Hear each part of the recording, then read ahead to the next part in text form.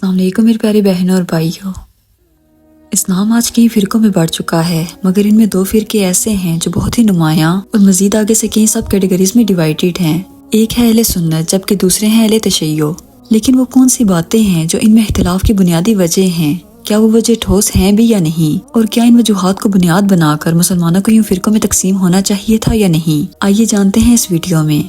दोस्तों, ये video and तक देखने के बाद एक पढ़ा लिखा अक्लमंद शख्स खुद ये फैसला कर सकेगा कि क्या उसे इस फिरका वारिद का हिस्सा बनना है या सिर्फ अल्लाह की उसे एक रस्सी को थाम कर रखना है जिसे नबी सल्लल्लाहु अलैहि वसल्लम हमारे दरमियान छोड़ कर गए, जो कि कुरान पाक है।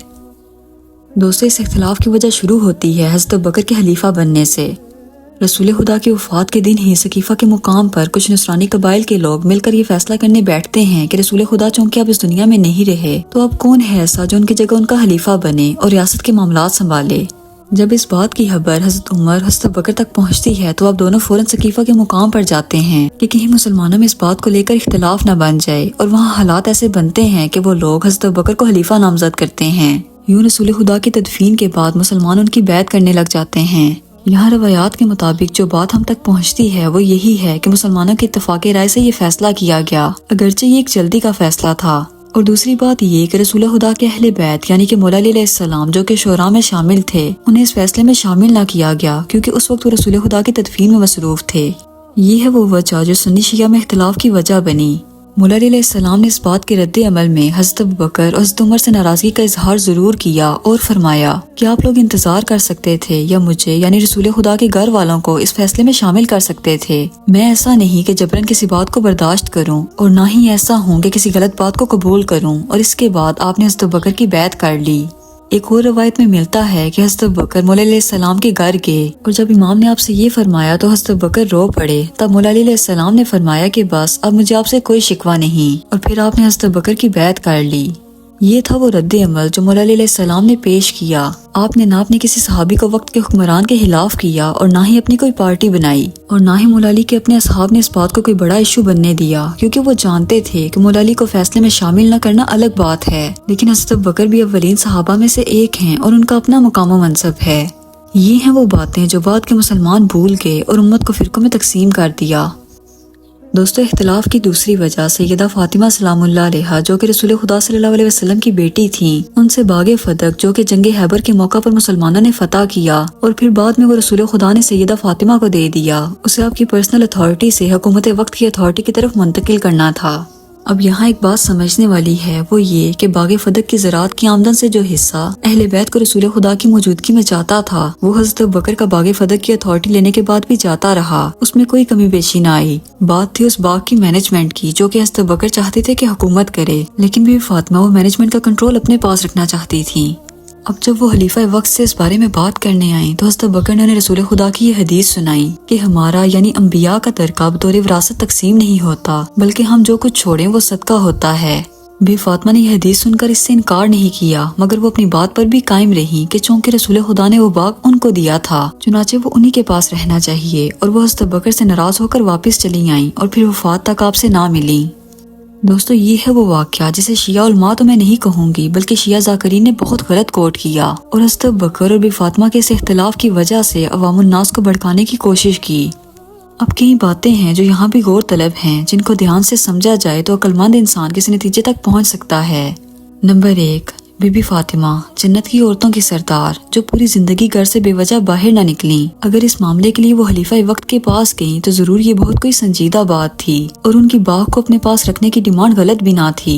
अगर हज़रत अबू बकर ये बाग उन्हीं के पास रहने देते तो बेशक ये एक अच्छा फैसला होता, मगर अब जिस हदीस के तहत उन्होंने बाग को हुकूमत के पास रखने की डिमांड की वो भी काफी हद तक दुरुस्त थी और हाकिम वक्त होने के नाते आखिरी फैसला बेशक उन्हीं का था। यही वजह है कि मौला अली अलैहिस्सलाम उनके इस मामले में नहीं बोले। और दूसरा, इमाम की खामोशी इस वजह से भी थी कि उम्मत में इंतशार न पैदा हो।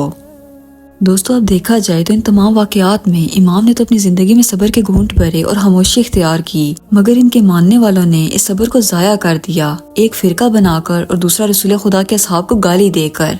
اب آپ ایک منٹ کے لیے سوچیں کہ بروز قیامت اگر بھی فاطمہ اور حضرت بکر کے درمیان اس بات کو لے کر صلح ہو گئی تو آج اصحاب رسول کا منہ بھر کر برا بولنے والے کیا کریں گے، اپنے اعمال کا حساب کیسے دیں گے؟ کیونکہ رسول خدا کے اہل بیت نے اگر اپنی زندگی میں اپنے اصحاب کو یہ کرنے کی اجازت نہ دی تو آج کے مسلمان جو ان کے نام پہ یہ سب کچھ کر رہے ہیں ان کی شفاعت وہ کیسے کریں گے؟ اور حاکم وقت ہونے کے ناطے حضرت بکر کی باغ فدق کو لے کر نیت کیا تھی وہ صرف اللہ اور اس کا رسول جانتے ہیں۔ اگر ان سے اس معاملے میں غلطی بھی ہوئی تو یہ ان کا، بی بی فاطمہ کا، رسول خدا کا اور اللہ تعالیٰ کا معاملہ ہے۔ ہمیں کیا مل جائے گا اس میں غلط بیانی کرنے سے، جبکہ مولا علی بھی اس معاملے میں خاموش رہے۔ خدارہ ہوش کے ناخن لیں اور اپنے اعمال کی فکر کریں۔ غلط اور صحیح کا فیصلہ کرنے والے ہم نہیں ہیں، اس لیے ایسے معاملات کو اللہ پر چھوڑ کر آگے بڑھیں اور امام کی خاموشی کا حیا کریں۔ انہیں رسول خدا کے سامنے شرمندہ نہ ہونے دیں کہ ان کے ماننے والے رسول اللہ کی امت میں انتشار پیدا کرنے والے ہیں۔ دوستو، اختلاف کی تیسری وجہ سیدہ فاطمہ کی موت کے حوالے سے ہے، جس کے بارے میں اہل تشیع کا ماننا ہے کہ مولا علی علیہ السلام حضرت بکر کی بیعت سے انکاری تھے، جس کی وجہ سے حضرت عمر نے ان کے گھر پر ہلہ بولا اور اسی دوران حضرت عمر سے بھی فاطمہ کو چوٹ لگی، جس کی وجہ سے ان کی شہادت ہوئی۔ دوستو، یہ واقعہ اپنے آپ میں ہی ایک پہیلی ہے اور کئی سوالات چھوڑے ہوئے ہیں جن کے جواب صرف عقلمند ہی تلاش کر کے حقیقت قبول کرتے ہیں۔ سب سے پہلے تو اس واقعے کے اسناد کی بات کریں تو اس واقعے کو صرف ایک کتاب جو کہ بتایا جاتا ہے کہ سلیم بن قیس ہلالی جو کہ امام علی علیہ السلام کے اصحاب میں سے تھے، ان کی کتاب سے بیان کیا جاتا ہے، مگر اس کو بیان کرنے والے وہ خود نہیں ہیں بلکہ انہوں نے اپنی یہ کتاب ابان بن ابی عیاش کے حوالے کی تھی، جس کے بارے میں تمام محدثین کی یہ متفقہ رائے ہے کہ یہ ایک کذاب راوی ہے۔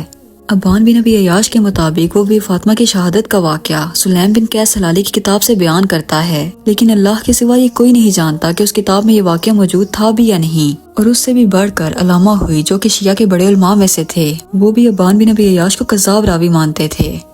مزید اس واقعے کو لے کر مولا علی علیہ السلام کی اگر بات کریں تو ایسا کیسے ممکن ہے کہ وہ اتنی بڑی بات ہو جانے کے بعد بھی خاموش رہے؟ کیا ان کو یہ حدیث معلوم نہ تھی کہ رسول خدا نے فرمایا کہ فاطمہ میرے جگر کا ٹکڑا ہے، جس نے اسے تکلیف دی اس نے مجھے تکلیف دی؟ تو آپ کیسے خاموش رہ سکتے تھے؟ اور خاموشی کو بھی چھوڑیں، یہ سوچیں کہ ایسا کیسے ہو گیا کہ حیدر کرار جیسا شوہر ہو اور بیوی قتل ہو جائے؟ کیا ایسا ممکن ہو سکتا ہے؟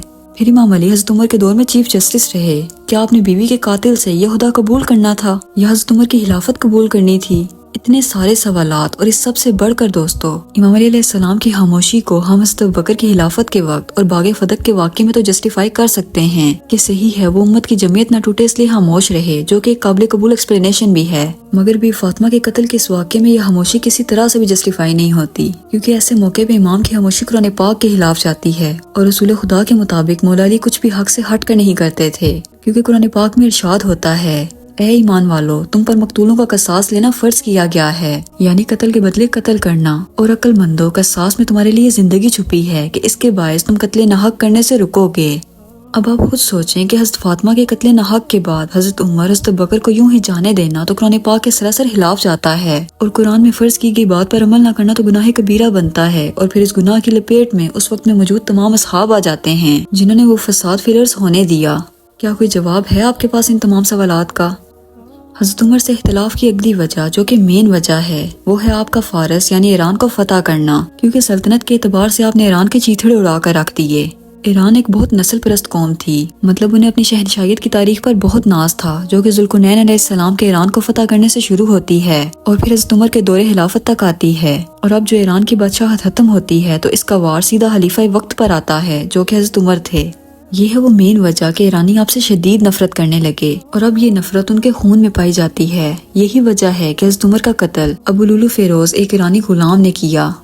دوستو، اب آپ خود کڑی سے کڑی ملائیں تو آپ کو سمجھ آ جائے گا کہ حضرت عمر کے خلاف یہ نفرت کا بیج کہاں سے بویا گیا۔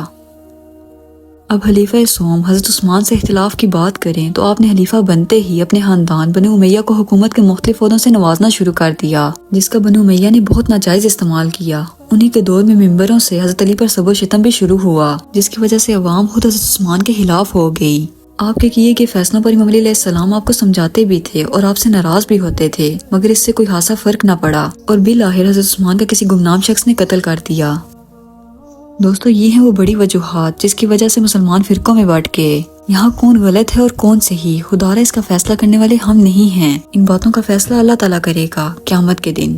ہمارا کام ہے کہ ہم خود تحقیق کریں ایسے واقعات کی اور اللہ تعالیٰ سے دعا مانگیں کہ ایسے کنفلکٹس جس کی وجہ سے امت فرقوں میں بٹ گئی ہمیں انہیں سمجھنے کی توفیق عطا ہو، اور ساتھ ہی ساتھ ہمیں مولوی حضرات اور ذاکرین کی اندھا دھند تقلید کرنا بھی بند کرنا ہوگی۔ اللہ تعالیٰ سے دعا ہے کہ وہ ہمیں صحیح معنوں میں دین کا پیروکار اور ایک بعمل مسلمان بننا نصیب فرمائے، آمین۔ دوستوں مجھے امید ہے آج کی ویڈیو آپ کو کافی انفارمیٹیو لگی ہوگی۔ اگر آپ کو ویڈیو پسند آئی ہو تو اسے اپنے دوستوں کے ساتھ ضرور شیئر کیجیے گا اور میرے چینل کو سبسکرائب کیجیے گا۔ ملتے ہیں اگلی ویڈیو میں، اللہ حافظ۔